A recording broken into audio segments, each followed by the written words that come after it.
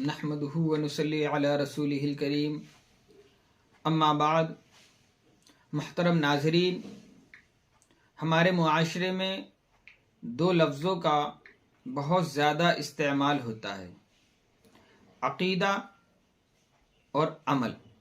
ہم آپسی گفتگو میں ایک دوسرے کو کہتے ہیں ہمارے عقائد درست ہونے ضروری ہے، ہمارا عقیدہ صحیح ہونا ضروری ہے، ہمارے اعمال صحیح ہونے ضروری ہے، ہمارا عمل درست ہونا ضروری ہے۔ اگر اعمال خراب ہوں گے تو اس کے برے نتائج ہماری زندگی پر پڑیں گے، اللہ کی طرف سے آفات اور مصیبتیں آ کر ہم کو گھیر لے گی۔ اگر عقیدہ ہمارا درست نہیں ہوگا تو ہمارا ایمان خطرے میں پڑ جائے گا۔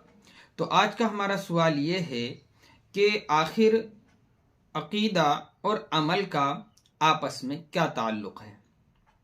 تو اس کا جواب یہ ہے کہ ایمان کے دو اجزاء ہیں، ایک جز ہے عقیدہ جس کا تعلق دل سے ہوتا ہے، اور دوسرا جز ہے عمل جس کا تعلق ظاہری اعضاء سے اور ظاہری بدن سے ہوتا ہے، اور اس میں بھی بنیادی جو حیثیت ہے وہ عقیدے کو حاصل ہے۔ اگر عقیدہ درست ہوگا تو عمل بھی قبول ہوگا، اگر عقیدہ درست نہیں ہوگا تو عمل بھی مقبول نہیں ہوگا۔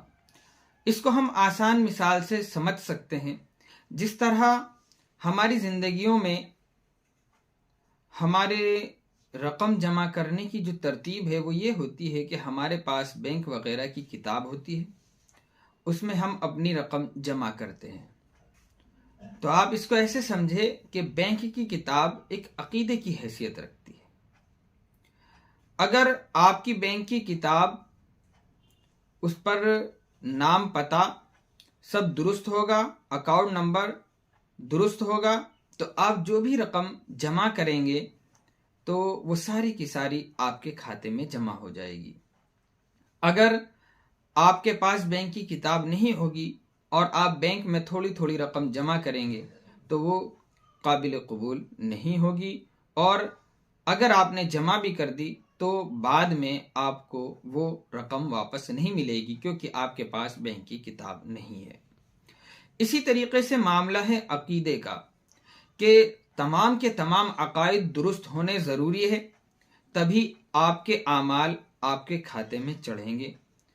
اور اسی طرح سے ہر عقیدے کا بھی درست ہونا ضروری ہے، جیسے اکاؤنٹ نمبروں کا درست ہونا ضروری ہے۔ اگر ایک نمبر بھی ادھر سے ادھر ہو جائے تو آپ کی جمع کردہ رقم کسی دوسرے کھاتے میں چلی جائے گی، آپ کے کھاتے میں نہیں پہنچے گی۔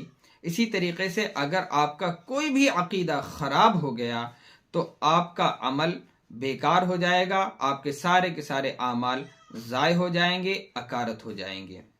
اس لیے چاہے وہ کوئی سا بھی عقیدہ ہو، ختم نبوت ہو، توحید و رسالت ہو، آخرت ہو، ہر عقیدے کا درست ہونا ہمارے لیے ضروری ہے۔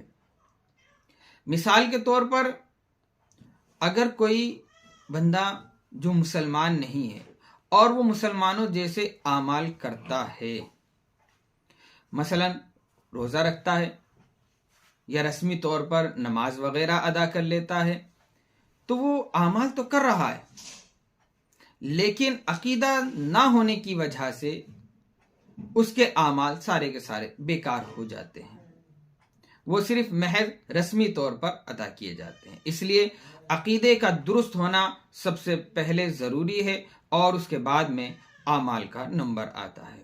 وآخر دعوانا ان الحمد للہ رب العالمین۔